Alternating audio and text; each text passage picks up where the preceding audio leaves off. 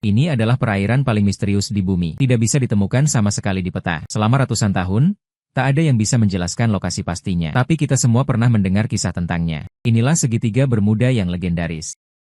Diliputi oleh misteri, melahirkan berbagai teori konspirasi paling aneh dalam masyarakat manusia. Perairan yang tidak normal ini, secara luas dianggap sebagai tempat paling mematikan di bumi, paling berbahaya, dan paling membingungkan. Lalu, bagaimana mungkin sebuah perairan yang bahkan tidak diakui keberadaannya secara resmi bisa menjadi begitu terkenal? Selama ratusan tahun, di dalam area segitiga tak kasat mata ini terus terjadi kapal karam dan hilangnya orang. Merenggut nyawa banyak orang yang melewatinya, bahkan yang terbang di atasnya. Orang-orang menulis buku, membuat film dokumenter. Para ilmuwan juga berlomba mencoba menjelaskan fenomena yang tampaknya tidak bisa dijelaskan di perairan berbahaya ini. Apa sebenarnya yang memicu rangkaian tragedi ini? Mengapa 20 pesawat, 50 kapal, ratusan orang bisa menghilang tanpa jejak hanya kebetulan lokasi geografis? Atau di kedalaman laut, tersembunyi kekuatan yang lebih jahat dan aneh? Halo penduduk bumi. Saya Lau Ma. Selanjutnya, akan membawamu dalam petualangan ke segitiga setan yang terkenal ini. Lihatlah dari zaman kuno hingga sekarang, apa yang sebenarnya terjadi di area ini, dan bagaimana menjadi terkenal. Mari kita lihat semua teori tentangnya. Dari Atlantis, ombak gila, deklinasi magnetik, hingga gas beracun tersembunyi yang naik dari laut dalam, akhirnya sampai ke intinya. Dengan banyak data ilmiah terkini, mengurai area paling misterius ini. Pertama, kamu ingin menemukan segitiga Bermuda. Itu sama sekali tidak ada di peta. Amerika Serikat juga tidak pernah secara resmi mengakui keberadaan wilayah ini. Meskipun letaknya berbatasan langsung dengan perairan As. Jadi di mana sebenarnya lokasinya? Dalam definisi tidak resmi, segitiga Bermuda terletak di Samudra Atlantik Utara, dengan batas kasar yang dibentuk oleh garis pantai Tenggara As. Bermuda dan Puerto Rico yang terhubung membentuk segitiga. Yang menarik adalah, batas pastinya tidak pernah memiliki kesepakatan tunggal. Total perkiraan luasnya antara 130.000 hingga 390.000 km persegi. Kisaran kesalahan hampir 260.000 km persegi. Wilayah ini secara kasar berbentuk segitiga, tapi mungkin sama kaki, tidak sama sisi, atau bahkan dengan batas yang disesuaikan lebih mirip belah ketupat. Mungkin nama, Bermuda Diamond, terdengar kurang menarik. Pada tahun 80-an dan 90-an, topik ini menghidupi banyak majalah pasar. Tapi semua konten ini memiliki kelemahan besar. Mereka hanya mengatakan tentang kecelakaan yang terjadi di area ini. Tapi tak ada yang bilang bahwa sebenarnya tidak ada batas tetap di sini. Karena catatan dari berbagai sumber sejarah juga berbeda. Ingin menghitung angka korban jiwa dan hilang yang pasti untuk area yang batasnya terus berubah selama ratusan tahun, itu sangat sulit. Sebenarnya catatan paling awal harus dimulai dari Columbus 5 abad yang lalu, 1492. Christopher Columbus memimpin 3 kapal berangkat dari Spanyol, mencari rute barat menuju Asia dan dunia baru. Setelah berlayar 10 minggu melintasi Samudra Atlantik, mereka akhirnya melihat daratan. Mendarat di sebuah pulau kecil di Kepulauan Bahama, dan menamainya San Salvador. Untuk tiba di sini, dia kemungkinan besar adalah orang pertama yang melintasi Laut Sargasso, yang juga dikenal sebagai segitiga Bermuda. Setidaknya orang pertama yang kembali dan memberitahu semua orang. Anda mungkin berpikir, misteri dimulai dari sini. Karena pada akhirnya dia benar-benar menceritakan pengalamannya.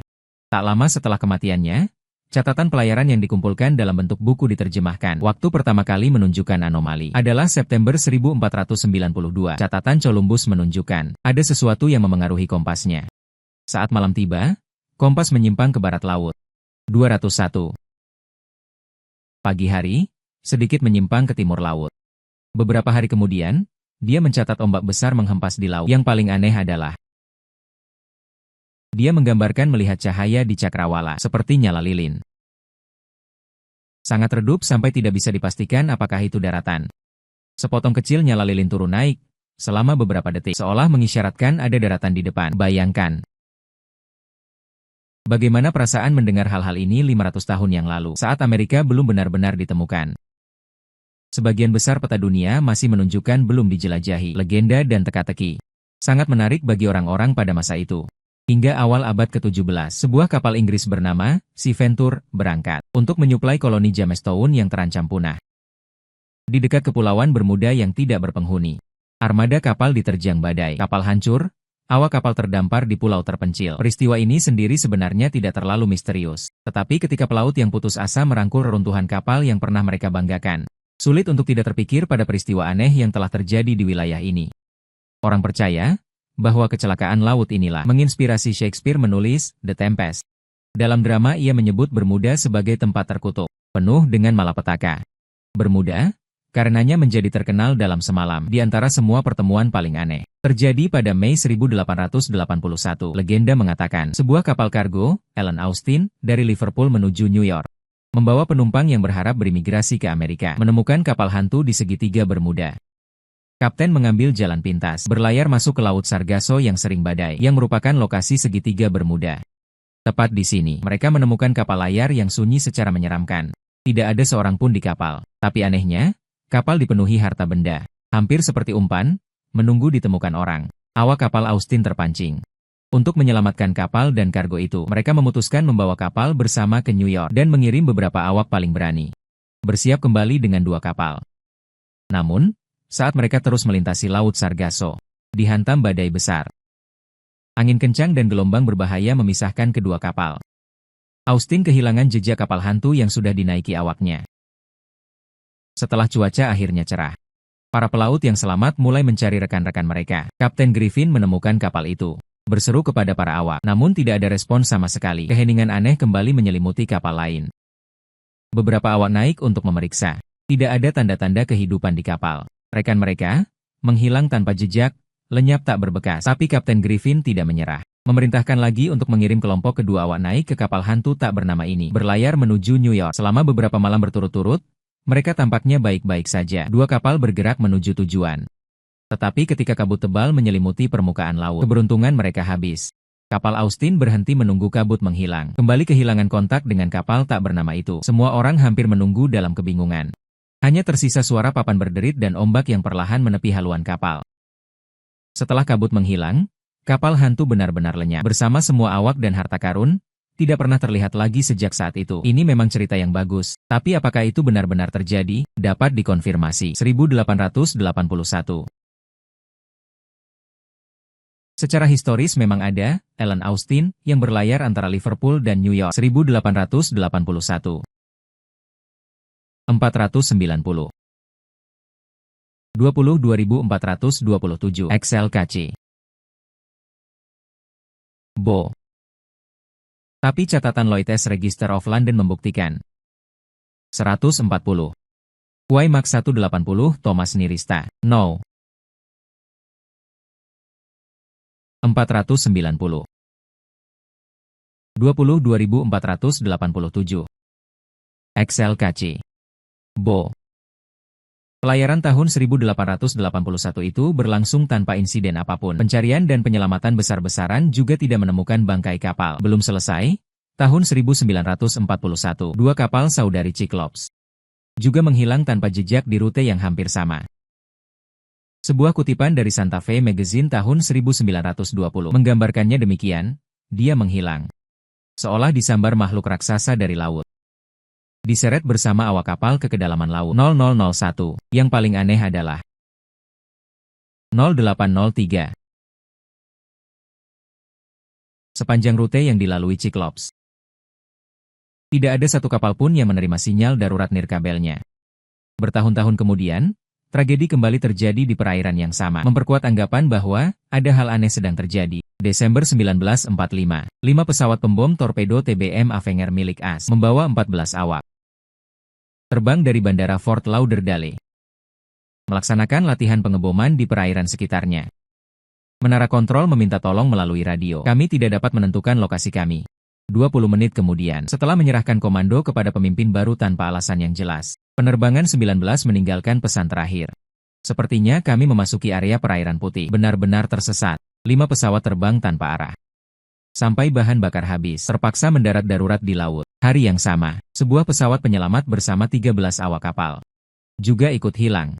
Pencarian besar-besaran selama seminggu penuh tidak menemukan bukti apapun. Penyelidikan Kongres diminta agar lengkap. Tion Songer Dong Resat Ona laporan resmi Angkatan Laut AS menyimpulkan bahwa Ted Complete Tion mengenai ini. Termasuk informasi penyelidikan Kongres TWS Ted Complete. Hal-hal semakin mencurigakan. Area aneh ini tidak lagi hanya menelan kapal. Ini bahkan segala sesuatu yang terbang di atasnya, sepertinya juga sulit lolos. Desember 1948, sebuah pesawat penumpang Inggris dengan sekitar 30 orang menghilang dalam perjalanan dari Azores ke Bermuda. Tanggal 30 Januari tahun berikutnya, pesawat penumpang model yang sama lainnya, 48, juga menghilang secara misterius saat terbang dari Bermuda ke Jamaika. Kedua pesawat tidak ditemukan. Dan keunikan area ini, semuanya dimulai dari Columbus menemukan kompas yang tidak normal, tetapi selalu tidak ada bukti dan penjelasan yang nyata. Peak adalah, seseorang perlu menghubungkan titik-titik ini. Victim, beri nama Victim, Victim, X. Nama ini diajukan oleh penulis Amerika Vincent Gaddis. Dalam majalah Argus edisi Februari 1964, translate_text. Lalu gambar garis dari Bermuda ke Puerto Rico. Garis ketiga melalui Bahama kembali ke Florida. Di area yang dikenal sebagai segitiga Bermuda ini, terjadi sebagian besar kasus hilangnya pesawat dengan kurangnya fakta konkret. Orang-orang mulai berspekulasi liar tentang teori ini. Tidak mengherankan, she broke up, kata seorang juru bicara. Up Itome. She broke seketika. Seperti detektif memecahkan kasus pembunuhan berantai. Oh items. Juru bicara, semua misteri terhubung menjadi satu. Nova. Artikel ini adalah mahakarya fantasi teori konspirasi. Mengisyaratkan ada kekuatan gelap yang beroperasi diam-diam. Perlu diketahui, saat itu adalah puncak Perang Dingin dan krisis misil Kuba. Teori konspirasi dan kabar angin merajalela. Buku diterbitkan. Banyak yang menjadi buku terlaris internasional. Yang paling populer di antaranya adalah Segitiga Bermuda, karya Charles Berlitz. Buku itu terbit tahun 1974, Post Bestsellers. Terjual 20 juta kopi dalam lebih dari 30 bahasa. Bestsellers. Bagi sebuah karya yang mengajukan berbagai dugaan yang menggugah pemikiran, prestasi ini sangat gemilang. Tidak ada yang tidak bisa ditulis. Teori Berlitz begitu populernya sampai Spielberg saat syuting Close Encounters of the Third Kind langsung mengatur kru penerbangan 19 diculik alien. Berlitz berusaha membuktikan. The First Out. Analysis of TH. Berlitz berusaha membuktikan. Segitiga Bermuda terkait dengan Atlantis yang hilang dalam legenda analis of menarik kapal, pesawat. Orang tersedot ke dalam laut keruh yang dalam. Sebagian besar pesawat dan kapal yang hilang tidak mengirimkan sinyal darurat sebelum menghilang. Dia percaya ini adalah bukti intervensi alien, atau setidaknya aktivitas supernatural, jelas. Ucapan ini juga menyentuh hati Spielberg. Tapi dia tidak berhenti di situ. Dia mengusulkan, segitiga mungkin merupakan portal bawah laut. Melampaui ruang waktu menuju dimensi lain atau tempat tak dikenal. Demikian pula, dia percaya di sini mungkin adalah lokasi khusus alien di bumi untuk menculik manusia. Bagi Berlitz, kemungkinannya tak terbatas.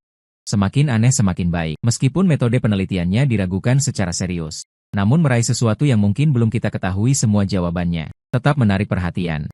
Inilah alasan misteri segitiga Bermuda bertahan dalam ujian waktu. Bayangkan, manusia hampir memindai seluruh bumi. Hanya tersisa segitiga misterius kecil ini. Benarkah ada penjelasannya? Sebenarnya sudah ada jawabannya. Bukan spekulasi samar seperti mungkin atau mungkin saja. Melainkan jawaban yang sangat solid. Satu masalah yang berulang kali muncul adalah kegagalan navigasi. Sebelumnya kami menyebutkan dua insiden, kompas Columbus yang tidak normal, dan penerbangan 19 yang sama sekali tidak dapat menentukan posisinya selama latihan. Di hampir semua deskripsi misteri segitiga Bermuda, Anda akan melihat kalimat seperti ini. Itu adalah satu dari hanya dua tempat di bumi, di mana kompas menunjuk ke utara sejati bukan utara magnetik. Yang lainnya adalah segitiga naga di lepas pantai Jepang. Apakah ini menyebabkan kompas macet dan membuat kapal serta pesawat menyimpang secara drastis? Jelas secara singkat bagaimana kompas bekerja. Jarum kompas ditarik oleh medan magnet bumi, menunjuk ke kutub utara magnetik. Posisi ini bergerak perlahan. Sedangkan kutub utara sejati di peta kita tetap tidak bergerak. Perbedaan antara keduanya sekitar 1.200 km dengan kutub utara magnetik 1.602 utara, ini tidak sama. 1.604, arah yang terbaca pada kompas. 1.621 akan memiliki sedikit penyimpangan, inilah yang disebut deklinasi magnetik. 1.604 dulu ada sebuah garis, di garis ini 1.680. Kedua, utara, tepat berhim 1.709. 1753. Tapi sejak lama orang telah menemukan 1755. Garis ini perlahan bergeser ke barat 1790 1820. Jadi ketika navigator 1822. Translate_text. Meskipun garis deklinasi 0 pernah melewati segitiga Bermuda 1992. Namun sekarang telah bergeser ke Teluk Meksiko. Ini membuat klaim, deklinasi magnetik menyebabkan hilangnya di area segitiga sebagian besar tidak berdasar. Masalah dengan teori kegagalan kompas adalah kesalahan perhitungan. Dapat menyebabkan pesawat atau kapal menyimpang di mana saja. Ini juga berasumsi bahwa pilot dan kapten kapal berpengalaman yang melintasi area ini tidak memahami koreksi deklinasi magnetik. Itu tidak realistis. Apalagi sebagian besar kapal dan pesawat berhasil melintasi area ini dengan selamat. Anda mungkin juga memperhatikan bahwa kecelakaan-kecelakaan ini, terutama kecelakaan laut, hampir tidak pernah ditemukan reruntuhannya. Penjelasan yang masuk akal sebenarnya sederhana. Cuaca buruk. Kita semua tahu. Musim badai tepat melewati pusat area ini. Gelombang gila adalah alasan banyak kapal gagal mencapai tujuan. Gelombang raksasa yang sangat abnormal ini, tingginya bisa mencapai 30 meter. Gelombang gila benar-benar ada, sekitar 1 dari setiap 10.000 gelombang. 1 Januari 1995, gelombang Graupner yang pertama kali terekam instrumen di Laut Utara, tingginya mencapai 25,6 meter, sekaligus dengan pengaruh arus Teluk Meksiko. Ini adalah teori yang didukung oleh Administrasi Kelautan dan Atmosfer Nasional AS. Faktor lingkungan dapat menjelaskan sebagian insiden hilangnya segitiga Bermuda. Arus Teluk Meksiko mengalir di sepanjang sisi barat area segitiga, sangat cepat. Arusnya sangat deras, memberikan tantangan besar bagi pelayaran, terutama bagi pelaut yang kurang berpengalaman. Ada catatan yang menunjukkan bagian tertentu arus Teluk Meksiko kecepatannya melebihi 45 knot per jam, 300 kali lebih cepat dari aliran sungai Amazon jika tidak mengoreksi pengaruh arus laut dengan benar.